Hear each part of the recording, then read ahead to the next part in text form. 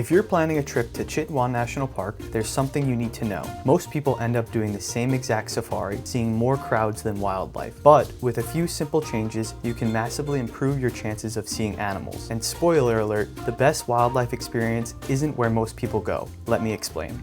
Chitwan is one of the main stops in Nepal, famous for its one-horned rhinos, wild elephants, and even Bengal tigers. Honestly, it's one of the best wildlife destinations in Asia. It's affordable, easy to reach, and you don't need a huge budget or a ton of time to have an incredible experience. The main mistake is that most people stay only in the main town of Sauraha, and while it's convenient, it's also where everyone goes. All of the safari jeeps leave from the same place, follow similar routes, and end up clustering around the same wildlife, which means more noise, more traffic, and sometimes worse animal encounters. I shouldn't be slandering this area too much though, because it still offers unique experiences that make it worth the visit. So if you do stay in Sauraha, here's how to do it right. First, you don't need to book anything online. Book through your hotel when you get there or from a tour company in town. It's cheaper and offers the most flexibility. As far as safaris, the half-day safari is the most popular option. It's cheap and easy to book, and I paid 2,200 rupees for a shared safari. The park entrance ticket is also 2,000 rupees daily per person. You spend around 4 hours on safari and you're almost guaranteed to see rhinos in the park. Just expect a crowded entrance and other jeeps around in the park. You can also do a full day safari, which will bring you deeper into the park, but you will have to book a private safari as this option is not popular enough to find others to share it with. This is a good option if you're in a group of people. One of the best options in Sauraha, which is my favorite, is the canoe and jungle walk. I paid 4,000 rupees for a half-day walk, not including the entrance. You start with a quiet canoe ride downriver, seeing birds and gharials, maybe even a rhino along the river, and then you head into the jungle on foot with guides. It's a slower, quieter, and way more immersive experience. You might see fewer animals overall compared to a safari, but the experience is way more intense. At one point, we even tracked a rhino through the bush on foot, and it was exhilarating to track such a wild and big animal without the protection of a vehicle.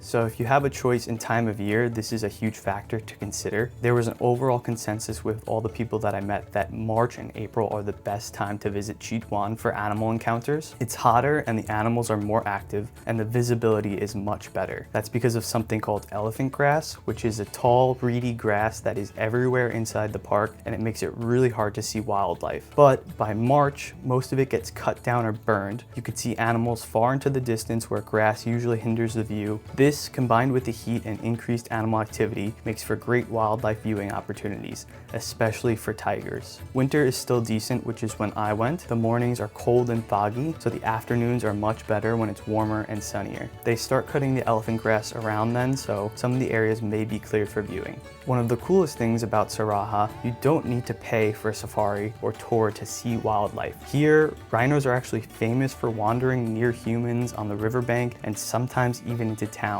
You can literally go for a walk and see wildlife for free, which is kind of insane. You can also visit the conservation center, which is free to enter. You'll find rhinos here grazing around the compound, and there's also a great viewing platform to watch wildlife over the riverbank. I recommend pairing these free activities with a half-day safari or jungle walk for a great daily itinerary. In the winter, these free activities are an especially nice option to have as the cold, foggy morning is breaking up, and then you can go on your paid tour in the afternoon when the weather is most warm and sunny. And just one ethical note, the conservation center is also where the captive elephants live. You can see them there in the morning before they go off to give safari rides to tourists, and this is the only activity in Chitwan I do not recommend. Elephants are not tools for tourism, they are living beings, and exploiting them is not okay. So please skip that.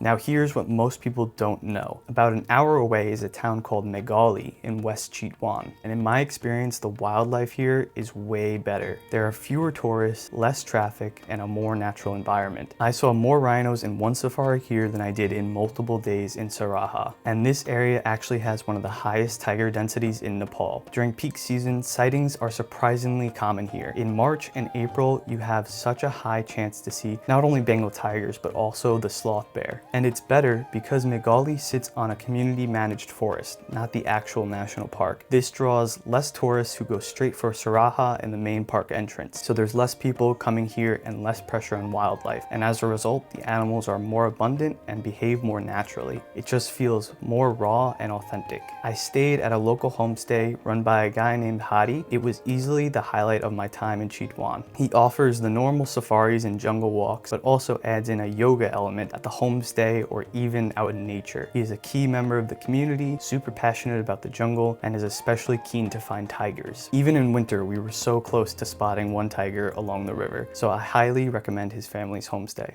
So if you're coming to Chitwan, Sauraha is great for convenience and first-timers, and it offers some unique experiences for sure. But if you want fewer crowds and maybe a better wildlife experience, seriously consider Meghauli. Both places are unique, and if you have time, I do recommend doing both. Either way, if you plan it right, this can be one of the best wildlife experiences you'll have anywhere in Asia. So I hope you got enough information to make your travel plans. Let me know if you have any other questions or have recommendations of your own that I didn't say. You can put them all in the comments. Thank you so much for watching.